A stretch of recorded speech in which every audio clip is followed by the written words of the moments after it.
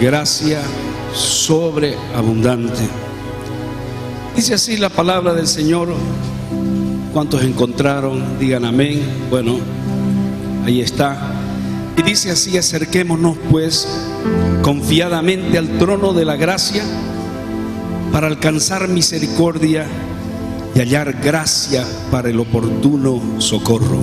Amados hermanos, tantos perdidos, tantos angustiados que caminan por los caminos polvorientos de la vida, tantos entristecidos que no conocen que hay una abundante gracia, no conocen que hay un amor sobrenatural que está con los brazos abiertos para recibirnos. Tanta gente religiosa y devota que no conoce a Dios, conoce una religión pero no conoce al Dios verdadero y no tiene una relación genuina, real. Amados hermanos, tanta gente que vive así cuando su gracia vive con nosotros, cuando su gracia nos recibe con los brazos abiertos. Está para todo aquel que con un corazón humillado se acerca al trono de su gracia en arrepentimiento, en reconocimiento de su maldad, en reconocimiento de su pecado, y Dios le recibe con los brazos abiertos. Créalo hoy, esa gracia está para recibirnos a manos llenas, está al alcance de todos. Diga conmigo: al alcance de todos. Su gracia sublime y soberana. Estaba consultando la palabra, hermano, y todos los tratos de Dios con la humanidad al presente están basados en su gracia, en su misericordia, en paz, en fidelidad a Dios. ¿Sabe qué, hermanos? La palabra gracia en las Sagradas Escrituras aparece 160 veces y 128 veces aparece en el Nuevo Testamento. Por eso es importante que nosotros conozcamos qué significa la gracia abundante, la gracia de Dios. Amados hermanos, descubrir que de hecho desde la venida de nuestro Señor Jesucristo y entender a través de la palabra que hubo una primera dispensación y hoy estamos hubo el tiempo de la ley y vino luego el tiempo de la gracia, y que desde el nacimiento del Mesías allá en Belén se inició un nuevo tiempo, el tiempo de su gracia. Estamos viviendo en la gracia. Entonces, amados hermanos, descubrir la gracia es descubrir la devoción total de Dios hacia el hombre, hacia nosotros, en su tenaz resolución de prodigarnos amor, de prodigarnos un amor incondicional, de prodigarnos un amor que limpia, que sana, que purifica, que transforma, que levanta a los heridos, como cantábamos en esa hermosa canción, la penúltima canción, que realmente me encantó. Realmente, hermano, ¿qué es la gracia entonces? ¿Qué es la gracia? La palabra gracia viene del griego charis y es una palabra que significa favor, don inmerecido de parte de Dios hacia el hombre. Mucha gente confunde gracia con misericordia, pero misericordia es lo que nosotros no hemos recibido y que merecíamos recibir, que es perdición, que es castigo.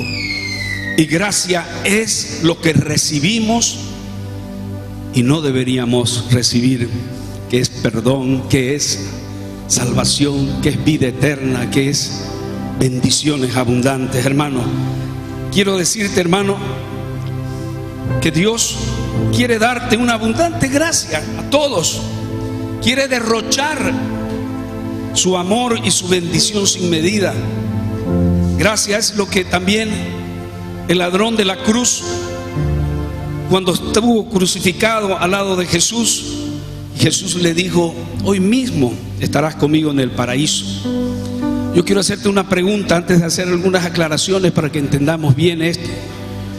¿Usted cree que el ladrón que estaba en la cruz merecía ser salvo o salvación, estar en la vida eterna en el paraíso?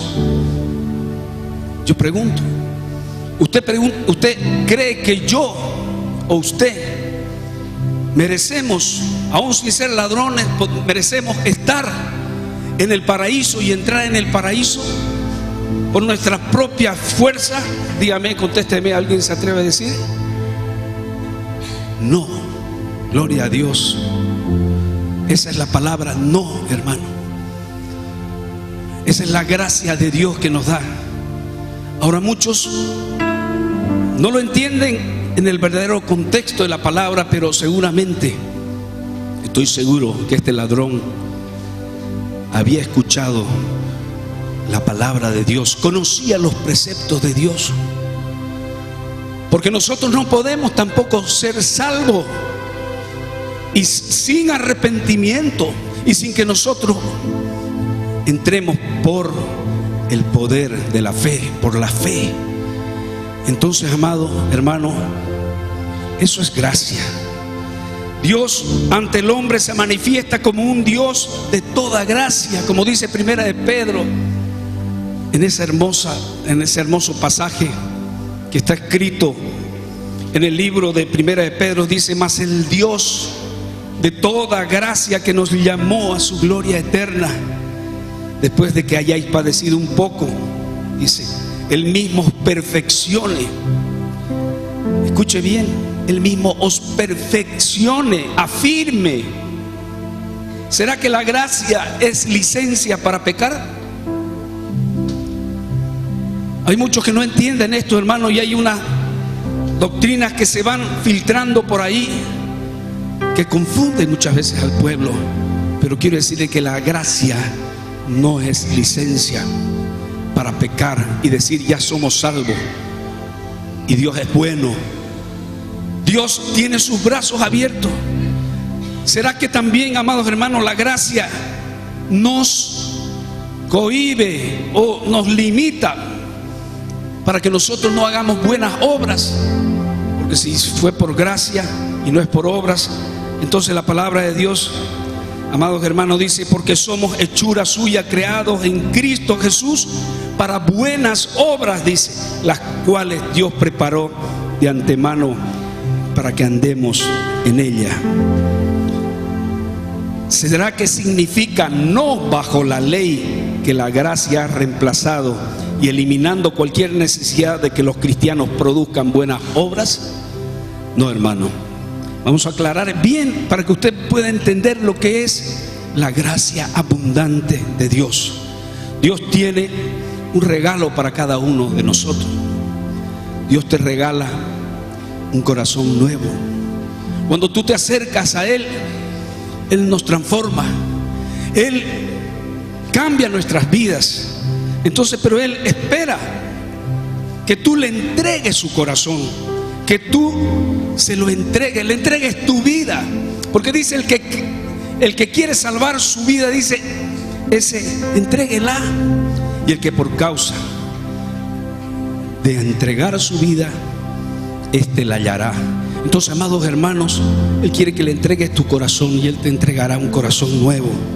Entonces dice la palabra en Ezequiel capítulo 36 versículo 26, dice: os daré un corazón nuevo y pondré un espíritu nuevo dentro de vosotros.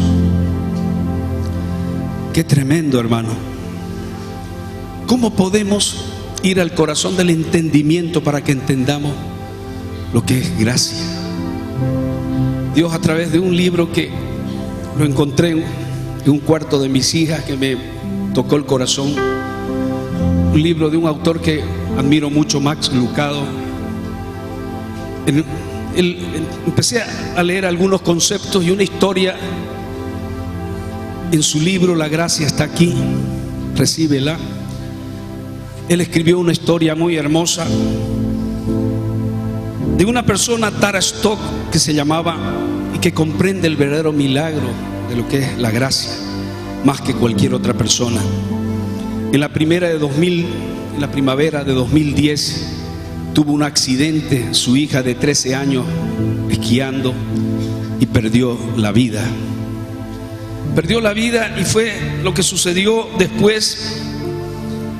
Para Tara y su esposo fue la peor pesadilla, pues cualquier padre podría tener un funeral normal, pero cuando uno va a enterrar a un hijo es totalmente terrible.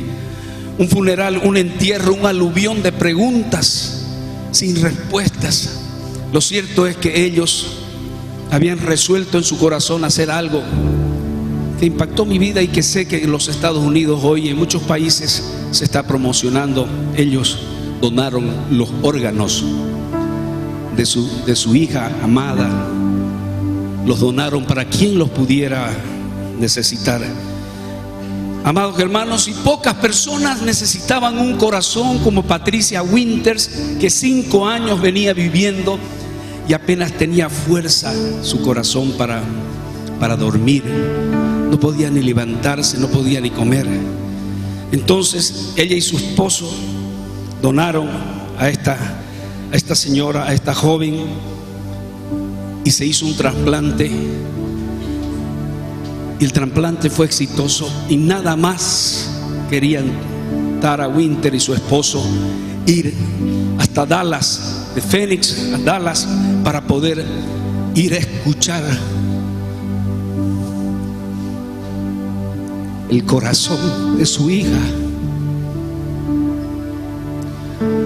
Amados hermanos, ellos fueron, y las dos madres se abrazaron profusamente, lloraron,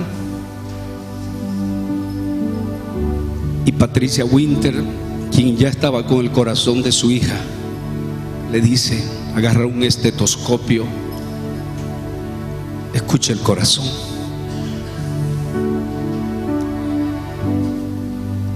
Ella puso el estetoscopio y empezó a escuchar boom, boom, boom, boom, boom, el corazón de su hija.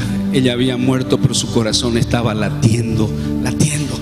Y ella cambió su tristeza en gozo, y ella fue consolada. Amados hermanos, me impactó esta historia. Eso es lo que hizo Jesucristo con nosotros, hermanos. Eso es lo que el Padre del cielo muchas veces viene a escuchar nuestro corazón, para escuchar el corazón de su Hijo sacrificado por nosotros, muerto por nosotros.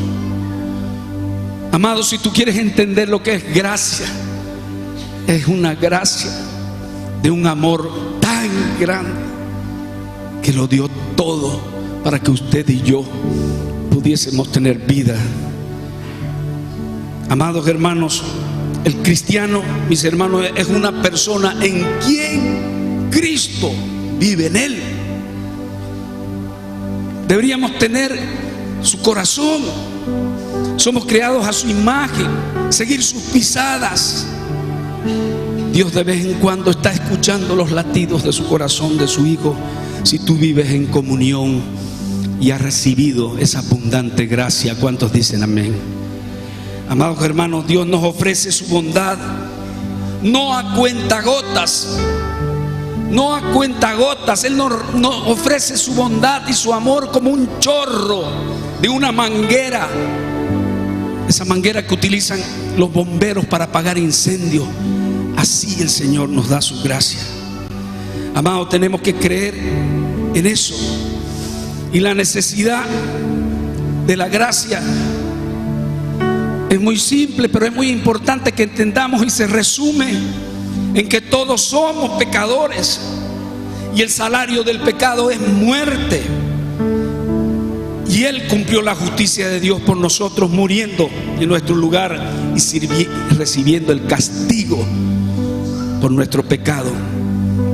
Romanos capítulo 6, versículo 23 dice: porque la paga del pecado es muerte. y muerte espiritual, hermano. Tenemos que creer esto, por eso, hermano, y arrepentirnos. Porque Dios no dio cualquier cosa, dio su vida para que el corazón de Él lata en nuestras vidas. Su gracia, amados hermanos, es tan grande, ¿sabe? Es como el mar Mediterráneo. Hermano, y usted aparece como una cajita de cartón, como un vasito de cartón. El mar Mediterráneo cabe o no cabe en esa cajita de cartón. Su gracia es así, hermano, es enorme, es grande. Amados hermanos, simplemente no lo podemos contener. No lo podemos contener. El Salmo 86:15 dice: tú, Señor, eres Dios clemente y compasivo, lento para la ira, grande en amor y verdad. El Señor, amados hermanos, escribió el libro sobre la gracia. Él animó a Adán y a Eva a salir de la espesura de estar escondiéndose de Dios después de haber cometido pecado. Él consolidó a David en el trono, aun cuando él había seducido a Betsabé y había cometido uno de los pecados más terribles, tomando a la mujer de su soldado más valiente. Amados hermanos, así fue con David, así fue con Elías, que no se dio por vencido, aunque abandonó el puesto de batalla y fue y se metió en una cueva. Nosotros vemos, la Biblia está llena de la gracia abundante de Dios. Jesús trata con gracia todos nuestros días llenos de vergüenza. Dios trata con gracia, hermano, y quiere llevar tu culpa.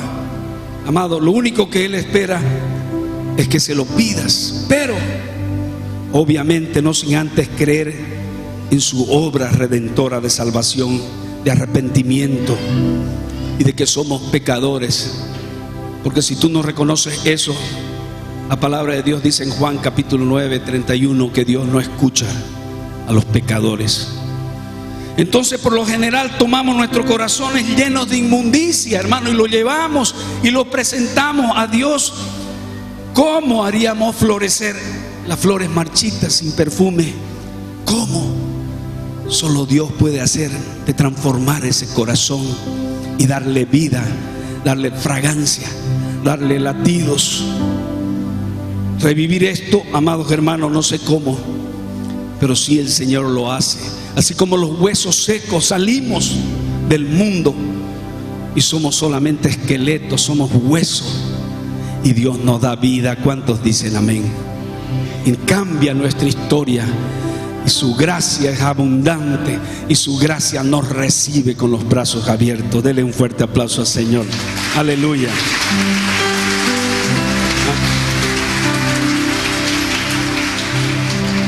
En contraste, la gracia no debe ser confundida con obras.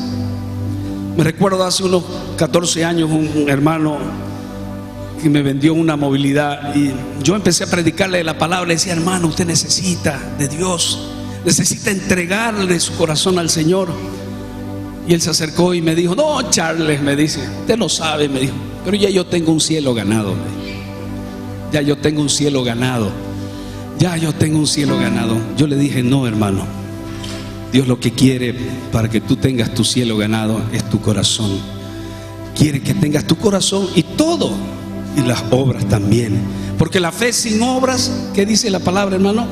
Es muerta. Sería un evangelio incompleto, hermano.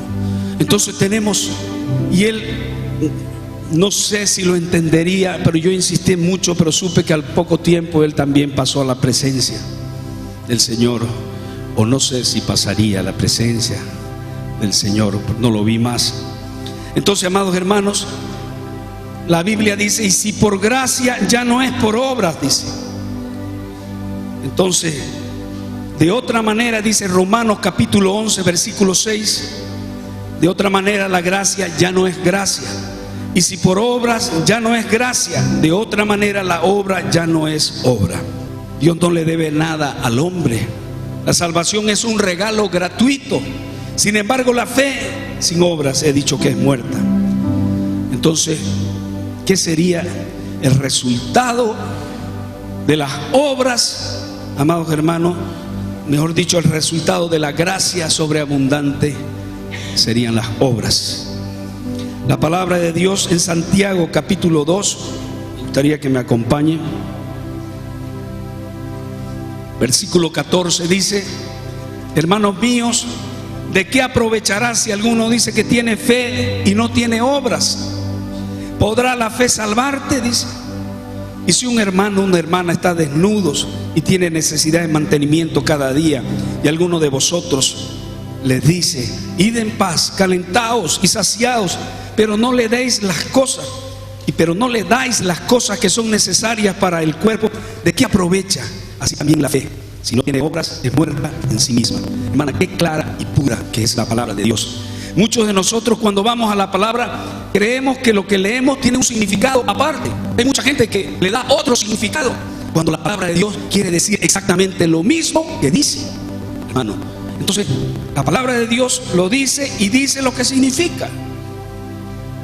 Amados hermanos, la gracia es como un comedor de beneficencia, que usted puede venir y encontrar y recibir alimentos una otra vez.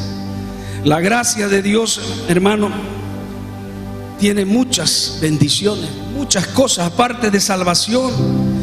Ningún hombre o ninguna mujer ha hecho alguna vez una labor mejor que la cruz del Calvario. La cruz del Calvario es la obra en excelencia. Y Él se entregó y Él murió. Y Él, gracias a eso, nos da la gracia para que nosotros podamos entrar confiadamente al trono de su gracia y encontrar oportuno socorro, amados hermanos. Quiero decirle que asimismo tenemos que cuidar, como dice la palabra en Hebreos, aún obteniendo la gracia, tenemos que cuidar de no deslizarnos y perder una salvación tan grande como dice la palabra. La palabra está llena de pasajes donde nos advierte que tenemos que celosamente nosotros, así como las 5 vírgenes prudentes, estar velando. Diga conmigo: velando, velando todo el tiempo, para no descuidar una salvación tan grande. Las 5 otras vírgenes que estaban durmiendo es figura de la iglesia, hermano, de aquellos hermanos que se confían que por la gracia de Dios ya somos salvos. Pero sin embargo, ¿sabe qué?